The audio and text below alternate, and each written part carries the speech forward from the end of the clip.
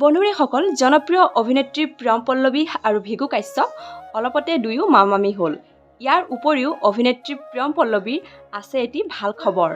তেওঁ এইবাৰ অভিনন্দন থিয়েটাৰ সফল হোৱাৰ পিছতে অন্য এক ভাল খবৰ নিজৰ ছ'চিয়েল মিডিয়াত তেওঁ শ্বেয়াৰ কৰিছে। এখন পোষ্ট শ্বেয়াৰ কৰিছে। পোষ্টখনত লিখিছে, আপোনালোকৰ আশীৰ শিৰত লৈ অহাবেলি অৰ্থাৎ 2024-25 নাট্যবৰ্ষৰ বাবে অসমৰ আগশাৰীৰ নাট্য দল ৰুদ্ৰাক্ষ থিয়েটাৰৰ সৈতে চুক্তিবদ্ধ হ'লোঁ।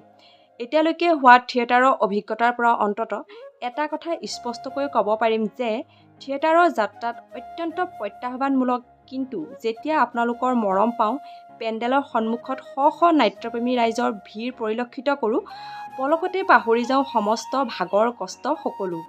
এনেকুৱা লাগে কালিতকৈ আজি আৰু বেছি ভালকৈ কৰিবলৈ প্ৰয়াস কৰিম।